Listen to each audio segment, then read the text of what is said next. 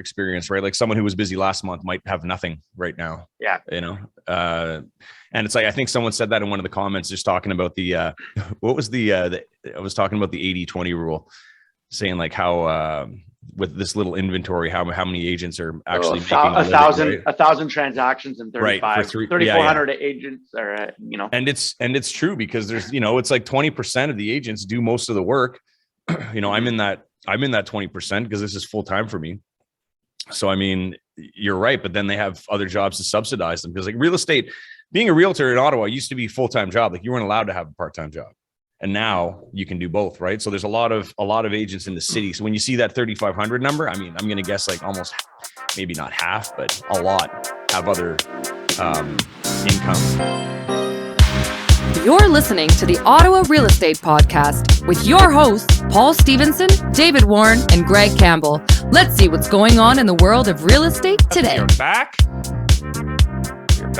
It is... Never fails. The last week of March. And I say that every time. The last week of March. My name is Paul Stevenson. I am one of the owners and a mortgage agent at Referral Mortgages. I'm joined, as always, by my business partner, David Warren, also a mortgage agent at Referral Mortgages and an owner, obviously. And Greg Campbell, managing director at the agency Ottawa. Superstar, magician. Yeah, try to be. Greg, you said you had an amazing story from the weekend, and then we've been on bended knee here, just waiting. I've got an amazing story for everybody. So I had some clients that came in from out of town, and we've looked at a few properties. So, and this is the same, I was talking about them last week, up to like 1.5. So anyways, we found something. I did a video walkthrough. My guys liked the property. He decided to jump in his car and drive up here last Thursday, I guess it was. And now on the offer, you know the difference, how it'll say no conveyance of offers, which means that they're waiting till that specific day to do an offer. We've talked about it. And then you'll get the offers to be presented at this time.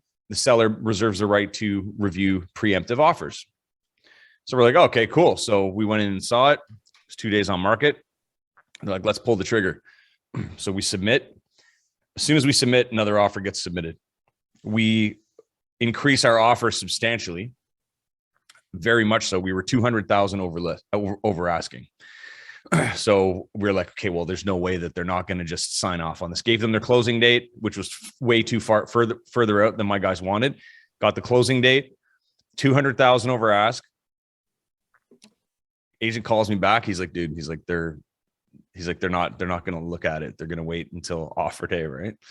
And I'm like, okay. So we're sitting here, maybe there was some big song and dance kind of them. They just couldn't handle it. They didn't want to deal with it. We're like, okay, fine. And so like, I talked to my clients and they're like, really? And they're like, okay, well, now she's like, well, now that I have the time, I'm going to come to town and I'm going to see the property myself, the wife, right? So they come back again, go to see the property. At this point, this is right before offers yesterday. And, there's now 5 offers. They go in and they're like, okay, we're going to submit on it. We're going to do 1.225. They were at 1.3. They were at 1.3 previously, Thursday, preemptive. Okay. Now they're at 1.225. They're like, you know what? Don't like how that went down last week. This is what it's worth to us right now. Okay. So we submit. There's 7 offers total now.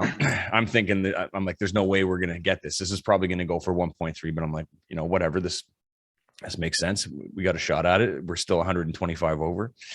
And anyway, so I got a call from the agent. We lost. But he's like, dude, you have no idea how much money they left on the table by not taking your 1.3 last week. Like, I guess one of them was like very, very distraught, like basically in tears. So they ended up leaving $70,000 on the table by not taking our offer on Thursday. So just an interesting story for sellers. What's the term? Don't look a gift horse in the mouth. Yeah, you got that. That's a lot of money to leave on the table. Well, we talked about it last week too. That it doesn't always work out, right? On whether to accept that preemptive or wait, because people kind of, well, you know what, I'm gonna hold off. In this case, Like they still did well. They still did well. But I mean, they must have been like, they were devastated sitting at the table, realizing that you just gave up $70,000 by not doing. And, the agent was he was doing his job. He told him, he's like, if it was me, I would go for this. Right. And they're like, no, we're going to wait. So anyways, so I'm not a realtor, but I feel like that is also, if you're going to list your house at a specific price, like you, in my opinion, should list it as something that you're happy getting, not, it doesn't need to be a game. You know what I mean? It can just literally be a professional transaction. I want to get 1.5 million for my home. Yeah. If it goes higher than that, great. If it goes lower, okay. But when you get whatever, 130,000 over your asking price and you're disappointed, that's a miscommunication somewhere along the line. Well, I mean, they shot themselves in the foot. It was too bad. I mean, I felt bad for them in a way, but my clients were like, you know what, that's, they had the opportunity and they missed out. So, they didn't love the house completely, but it worked for them. They were going to do some renovations, so it fit. But it fit at that new price, and that new price wasn't enough. So it only sold for 5,000 more than their final offer. So, anyways, tough scenario, but interesting. Just good to know that it's not all roses in the real estate market of multiple offers. I have heard from a number of realtors, and this might not parlay into recent markets, but typically that your first offer in a lot of cases is your best offer. Almost always. And to play with that, and whether like you on the realtor side or you as the client need to realize that as well, that first offer is typically the best. And I don't know if do you find that, Greg? Like that's what I've heard over the years. Absolutely. And I've got another scenario. Last week, I had a pretty busy week, and there was something happened where we got an offer at asking price, which I was surprised about on a property that I had up. And then on offer day, we got another offer at asking price, and then we got one that was a little bit higher. So it was my job to have that conversation with the seller and be like, listen, if we got 3 offers that are almost the same, that's telling us that your house is worth that much money. So I would take one of these offers. He's like, well, do we maybe just not take them and relist? And I said, you can do that. I go, but we could be here in 2 more months if we increase the cost to like, 50,000 more, because that's what, you wanted. If we do that, then we could still be sitting here in 4 weeks, 8 weeks, and you still get an offer at the same price as you just got now. And then you've wasted those weeks, stress financially, whatever. Right. So yeah, first offer, I mean, unless it's just, unless it's horrible, just work it until you can't. I tell everybody that, but it was good to see, if 3 people are saying that, or if everyone's kind of around the same price, then clearly that's what the buyers are telling you that your home is worth, right? There's nothing else to say about that. You could think your own house is worth a fortune, but it's what the market dictates. Yeah, well, exactly. And there was still some big sales on the weekend. I got another one done on Saturday. Like these people came in from out of town, saw 4 homes. They were like, excited. Let's go see these homes. We went and saw one, and they were open to preemptives. We submitted 100 over, which was amazing for that. It was a single family in Rockland, and we got it. They pushed the offers. They gave us 4 hours. No one else came in, and we got the house. It was crazy. It was like the most seamless paradise deal I've done in like 6 months, a year. Great agent on the other end too, I've known for a long time. So anyways, it's just like, there's it was a busy week. A lot of craziness happened, but then, everybody ends up where they need to be. Now you've been having a busy week. Have you found that your whole office has been really busy? Like, what are you seeing in the market right now from a number of transactions? Are you seeing it just as busy, even though rates have skyrocketed this last 2 weeks? It's it's like everybody has a different experience, right? Like someone who was busy last month might have nothing right now. Yeah. And it's like, I think someone said that in one of the comments, just talking about I was talking about the 80-20 rule, saying like how with this little inventory, how many agents are actually making a living, thousand, right? 1,000 transactions and Right, for 3,400 agents are, And it's true, because there's, it's like 20% of the agents do most of the work. I'm in that 20% because this is full time for me. So, I mean, you're right. But then they have other jobs to subsidize them, because like real estate, being a realtor in Ottawa used to be a full-time job. Like you weren't allowed to have a part-time job. And now you can do both, right? So there's a lot of agents in the city. So when you see that 3,500 number, I mean, I'm going to guess like almost, maybe not half, but a lot have other income coming from somewhere else to help out. But anyways. Yeah, it do is you tough. have, sorry, Paul, go ahead. It is tough. It is tough to get into the industry as well. Like we oftentimes talk to, like through our academy and other things, talk to agents that are brand new to the industry and are looking to do it part-time. And especially on our side, I'm not saying it's different, I guess, in the sense that there's a lot more to know from a standpoint of like, we have, 40 different lenders, all different products, different rates, even just the products are available for structuring the mortgage from CMHC and Sagen and so on. So there's so much to know that to do it part-time is like putting yourself at a massive disadvantage. So talking about that 80-20 rule in mortgages, 80% of agents leave the industry in their first 2 years. And it's because probably a lot of them as well are trying to do it part-time while they're doing a career in engineering or something. And this is something they're doing as an interest. And it's not something you can just do once a month with, your family member and be giving sound advice or be, No, really benefiting the industry per se. So it is something like we tell agents, especially new agents, that you have to be committing anywhere from 2 to 4 hours a day to learning, like just education. And that's very challenging to do if you're a brand new agent working a full-time job elsewhere. So I always laugh when I see that number, because I know I think the other number is like the average realtor does 2 transactions a year or something, which, you're not surviving on 2 deals a year. So there's obviously a big number of that's part-time. No, I mean, think about it. Like you do 2 deals a year. Let's just say you make 10 grand on each deal. That's 20 grand after taxes. What do you got left? You're like maybe 14, maybe 14,000. So like, I mean, that's, that's nice. It's extra money if that's why you're doing it, just to have some extra income. But it makes it tough for our industry, because a lot of those agents, they aren't trained well enough, and they don't, they might not be giving the best advice that they could be, because they're not full-time in the business. In the on the mortgage side, we this week will be telling as to what the numbers drop off. I was on a recent webinar with the licensing body FISRA for the financial industry, and they were saying that basically over the last 2 years has been an uptick of almost 30% of mortgage agents joining the industry. But on our side, you have to relicense every year.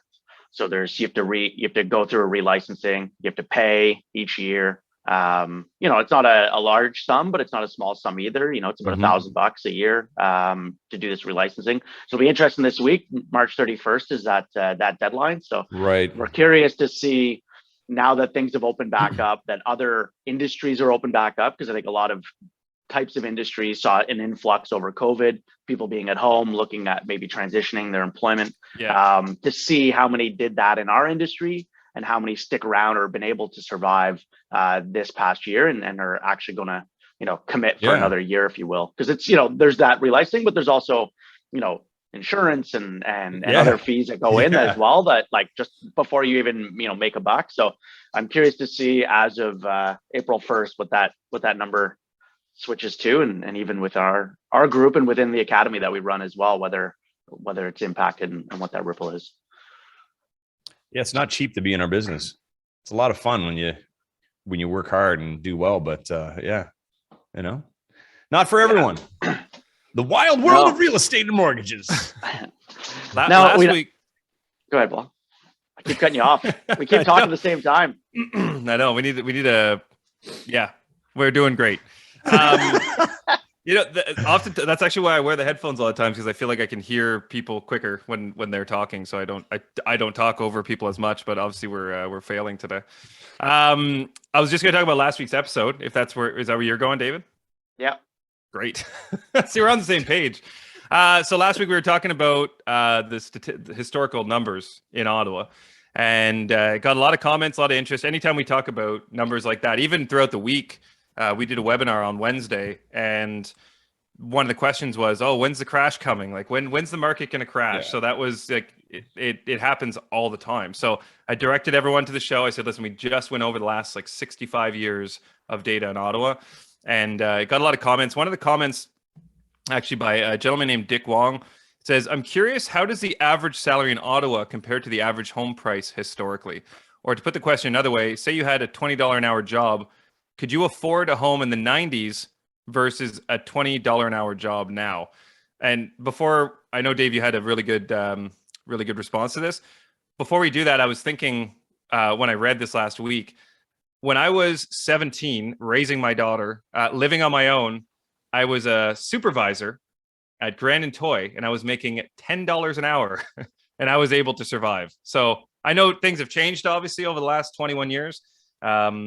But it's interesting to just that perspective of what we used to make on an hourly basis or on a paycheck compared to what people are making now, and just seeing that never-ending uptick, right, of just income and inflation. But Dave, I know you had some really good intel on that, and you kind of did some research as well. Maybe you want to share that with us, if you don't mind. Yes, I mean, I don't know if Stephen, if you want to bring up the article. So this is an article from April of 2021, so basically a year ago, but basically giving a good illustration of the average household income to buy an average home in the different markets. So for those of you that are viewing this on video or YouTube, left-hand column is a static number of 1x, 3x, 5x, 8x. This is how many times your average household income to purchase the average home in that market. So, and along the bottom is the years along the bottom axis. So, starting at 1980, or the first chart's Canada as a whole. And so we're looking at 3 times your income, and it kind of stays stagnant around 3 and fluctuates between 3 and 5 times a little bit. And then in around 2018, really kind of jumps even before the pandemic. I was saying to the guys off the air, it's kind of ironic that the federal government brought in the stress test in 2018 when this average actually jumped, when the idea was behind all those changes from 2018 were to slow it down. But we're not going to get into that. But if you scroll down to, there's charts on Vancouver, on Toronto, and as well in Ottawa. But looking, if you look at Vancouver, we obviously know Vancouver's, pretty darn expensive. But you'll see around 2010, it really jumping. So actually almost 2008 rather, at 6 times your income. And even back as far as 95, it looks like 7 times your income for an average house in the Vancouver area, and kind of hovering around actually that 5 to 6 mark for a while, dipping a bit early 2000s, and then on a little bit of a steady incline, and it's hovering around currently around the 11 times the household income for an average home. Toronto, similar, slower rise, hovering around the 4, and then increasing to now about 10 times in 2020. And then scrolling down to Ottawa, you'll see, in 1980. To the moon. That, and we've always talked Wow. about Ottawa being a very stable market. And again, for those of you that haven't been listening that long or might have forgotten, and if you look it up, that Ottawa has the highest average household income in Canada. So that's been that way for quite a long period of time. Being a tech and government hub. And so you see kind of a static, fluctuation of income or, average household to home price. But then in 2018, roughly, it kind of jumping up, but we're still averaging around that 6 times the income, household income. Now, one thing to kind of keep in mind when looking at all this, you'll see, it's kind of a trend all the way, whether you be in Moncton and Montreal, Ottawa, it jumping at the same time. But from a numbers standpoint, when you're looking at qualifying for a mortgage, it's roughly around 5 times your income from from a high level numbers, 5 times your income of what you would qualify for as a mortgage amount without any debt. Now that's after your down payment. That is what you're qualifying for as a loan amount. So, the number at being in Ottawa of 6x, 7x, I mean, once you subtract down payment, you're really in that at that five times range. It's not something where the market is even stretched beyond where, you know, Vancouver is or anything like that, where Ottawa actually has a higher average household income compared to Vancouver, compared to Toronto. And in Vancouver, you're at that 11 and 12 times your household income, and we're only at 6, and we have a higher average household income. Yeah. So, you know, I know when you're looking at it and people talk about, well, you know, minimum wage is this. At the end of the day, it's, you know, minimum wage isn't, you know, doesn't dictate where a market is from an average household income. And so that's something to kind of keep in mind. Obviously, house prices, like we showed before last week, have really jumped incrementally, but it's not a rarity of having double-digit growth, even 15 and 20% growth. You know, each decade there seems to be 2 years when you look at the historical pattern, and really we're kind of just seeing that built up over the years.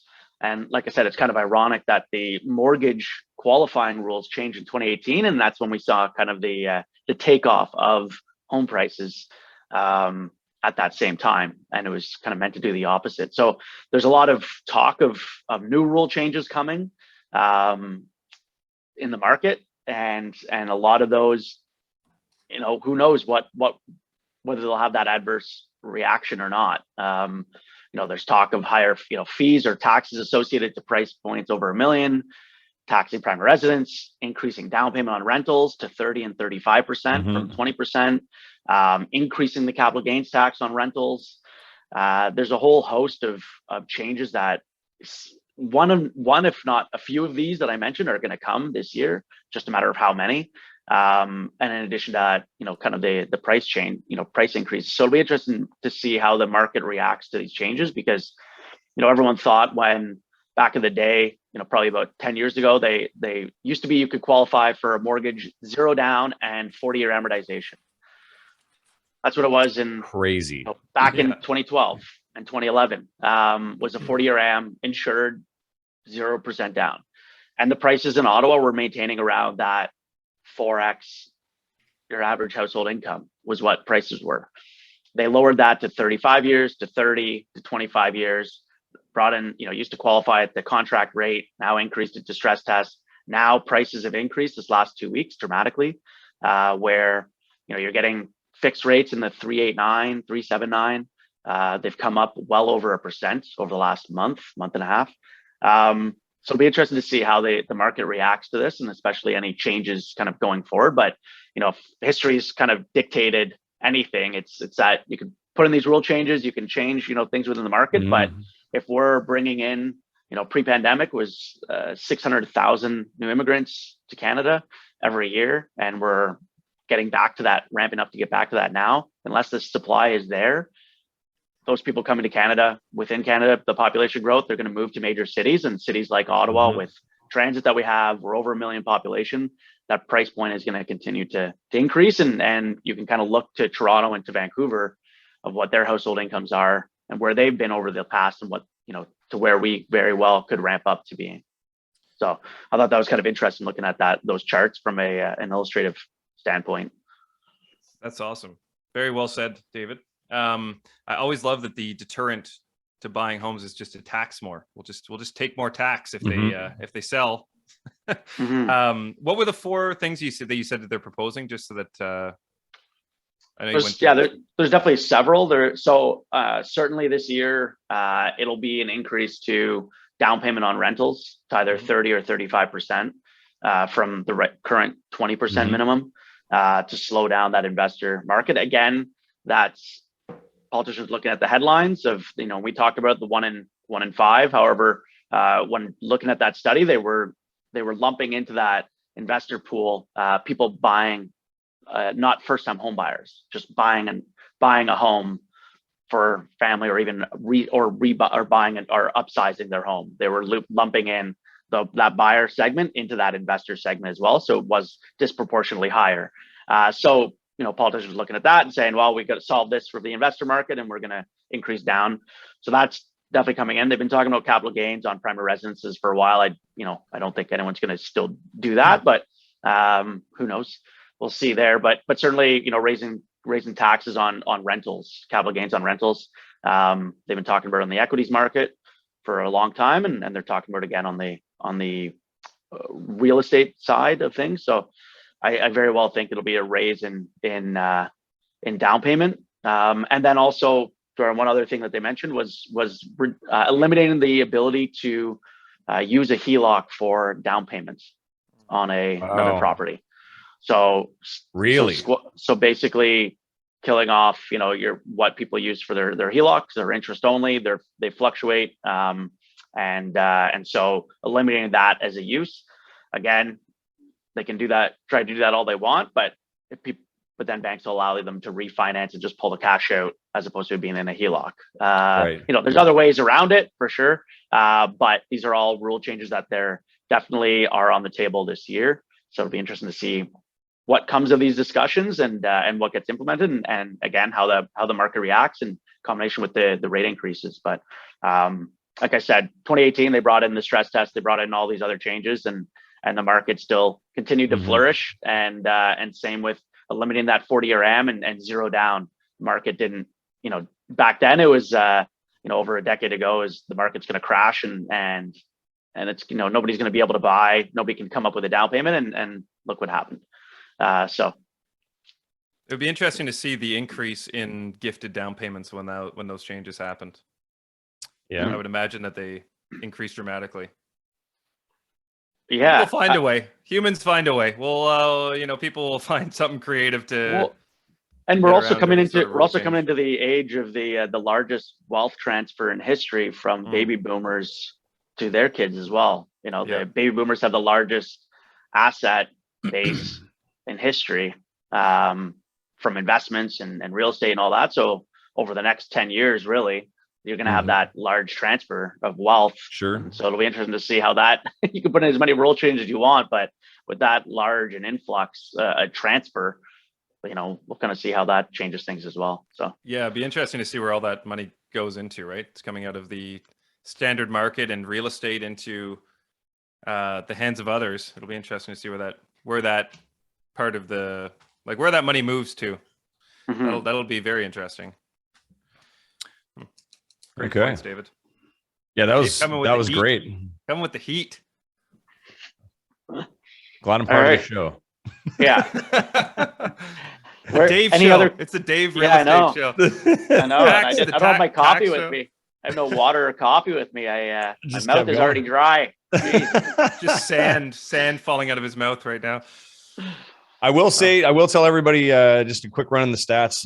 We're still averaging about, homes are still selling at about 110% of list price. So sale price versus list price. So we're still up. Still offers. Homes are still selling over, but there's a lot more coming out now. So if you've been waiting to buy, just start looking now, because there's going to be a lot more coming out, and there's going to be. And are the listings coming? Like, the listings have been incrementally increasing? Yeah, for sure. Rentals are down now a little bit. I think for the city it was like, I think there's like a couple hundred less than what there was, in the last few months. They're still coming out, obviously, but everything in general, it's moving. We're good. Okay. Well, should we get in the mood boost? Let's do it. Boost me. I'm only doing 3 today because the litter wasn't right for picking here. Can you say that? I don't even know if that's if that's something you can say. I just made up a quote. Okay, so number 1, I wouldn't buy anything with Velcro. It's a total ripoff.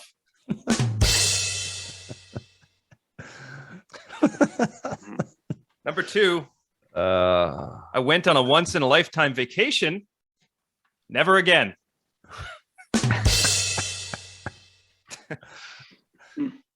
And last but not least, just for you, Greg, I wrote a song about a tortilla. Well, actually, it was more of a rap. It's a good one. I like the never again one, actually. Yeah. Thanks, Paul. Well, thanks as always to our listeners. If you haven't already, please subscribe. Leave a review if you're so inclined. And a quick thank you to North Brew, our coffee sponsor. If you go to northbrew.ca, and use the promo code podcast. You'll get 20% off your coffee order, and 20% of that order goes towards Ottawa's homeless community. So great coffee, great cause. And gentlemen, any closing remarks? No, nothing. We'll see you next week. Canada's going to the World Cup. Holla at you, boy. Very excited about that. Can't wait. 36 years. I've been waiting. Played soccer my whole life. I've never been to the World Cup once. So it'll be awesome just to see them in the top 32 teams fighting for glory. We're known for our soccer. So fighting for glory. Put us on the mat. Fighting for glory. Yeah. But have a great week, everyone. We'll see you next week. And gentlemen, I love you. Love you. Bye.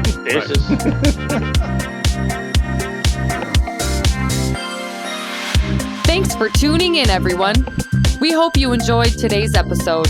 Please remember to like, share, comment, and subscribe because we'd really like that.